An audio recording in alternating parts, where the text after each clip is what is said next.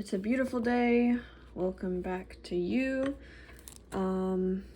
We left off at Genesis 31.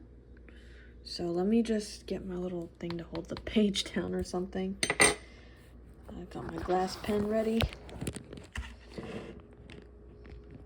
So classy, I know. Okay, I don't have my journal on hand right now, so I guess let me try to find something else. Actually, I could probably just use my notebook for this. Yeah, this will work. Cool. Okay. Strand of my hair was messing with me. Okay. So, here we go. Genesis 31. Jacob separates from Laban. Now, Jacob heard what Laban's sons were saying. Jacob has taken all that was our father's and has built this wealth from what belonged to our father. And Jacob saw from Laban's face that his attitude toward him was not the same as before. The Lord said to him, "Go back to the land of your fathers and to your family, and I will be with you." Jacob had Rachel and Leah called to the field where his flocks were. He said to them, "I can see from your father's face that his attitude toward me is not the same as before. But the God of my father has been with me. You know that with all my strength I have served your father, and that he has cheated me and changed my wages 10 times. But God has not let him harm me. If he said, 'The spotted sheep will be your wages,' then all the sheep were born spotted. If he said, 'The streaked sheep will be your wages,' then all the sheep were born streaked. God has taken away your father's herds and given them to me. When the flocks were breeding, I saw in a dream that the streaked, spotted, and speckled males were mating with the females. In that dream, the angel of God said to me, 'Jacob,' and I said, 'Here I am.' And he said, 'Look up and see, all the males that are mating with the flocks are streaked, spotted, and speckled. For I have seen all that Laban has been doing to you. I am the God of Bethel, where you poured oil on the stone marker, and made a solemn vow to me. Get up, leave this land, and return to your native land.'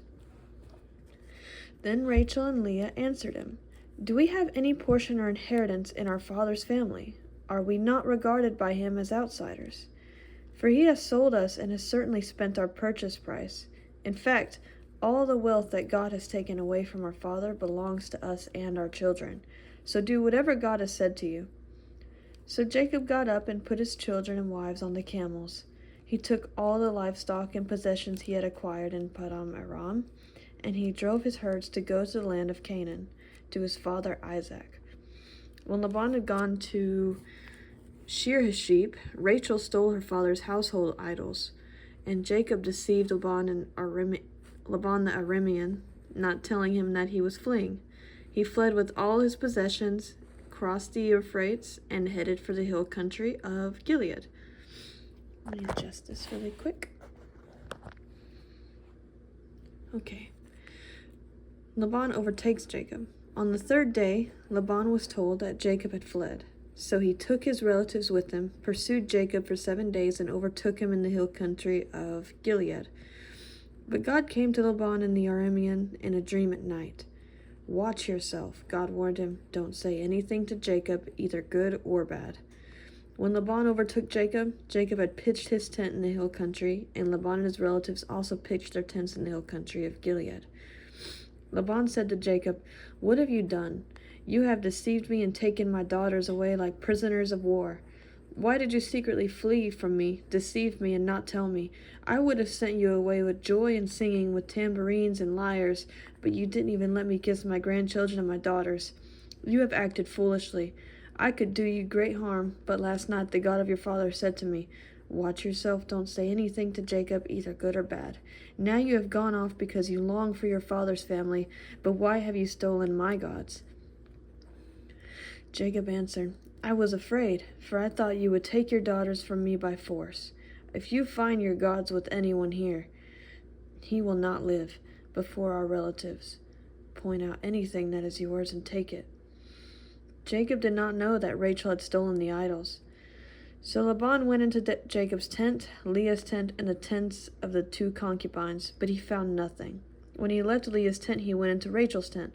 Now Rachel had taken Laban's household idols, put them in the saddlebag of the camel, and sat on them.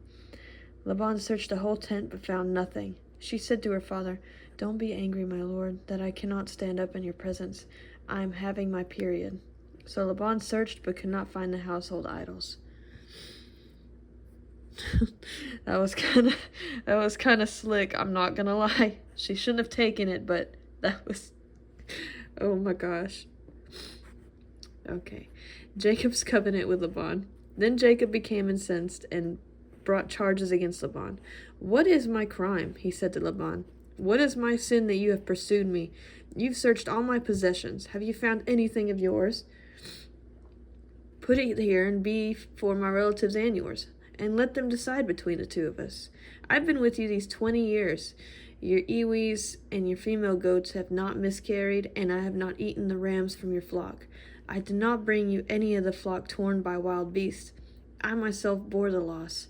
You demanded payment from me for what was stolen by day or by night. Therefore there I was. The heat consumed me by day, and the frost by night, and sleep fled from my eyes. For 20 years in your household I served you. 14 years for your 2 daughters, and 6 years for your flocks, and you have changed my wages 10 times. If the God of my father, the God of Abraham, the fear of Isaac, had not been with me, certainly now you would have sent me off empty-handed. But God has seen my affliction and my hard work, and he issued his verdict last night." Then Laban answered Jacob, "The daughters are my daughters, the sons my sons, and the flocks my flocks. Everything you see is mine. But what can I do today for these daughters of mine, or for the children they have borne? Come now, let's make a covenant, you and I. Let it be a witness between the two of us." So Jacob picked out a stone and set it up as a marker. Then Jacob said to his relatives, "Gather stones," and they took stones and made a mound, then ate there by the mound. Laban named the mound Yegar Sahadutha, but Jacob named it Galeed. Sorry if I'm butchering these. Then Laban said, "The mound is a witness between you and me today." Therefore the place was called Galeed, and also Mizpah. For he said, "May the Lord watch between you and me when we are out of each other's sight. If you mistreat my daughters or take other wives, though no one is with us, understand that God will be a witness between you and me." Laban also said to Jacob, "Look at this mound and the marker I have set up between you and me. This mound is a witness, and the marker is a witness that I will not pass beyond this mound to you, and you will not pass beyond this mound, and this marker to do me harm. The God of Abraham and the gods of Nahor, the gods of their father, will judge between us." And Jacob swore by the fear of his father Isaac. Then Jacob offered a sacrifice on the mountain and invited his relatives to eat a meal. So they ate a meal and spent the night on the mountain. Laban got up early in the morning, kissed his grandchildren and his daughters, and blessed them. Then Laban left to return home. All right, we'll leave off here. I don't think Rachel should have taken none of his stuff. That was wrong. Hopefully he doesn't find out later. Anyways, I guess that's it for now. So have a beautiful day or night. And yeah, see you in the next one.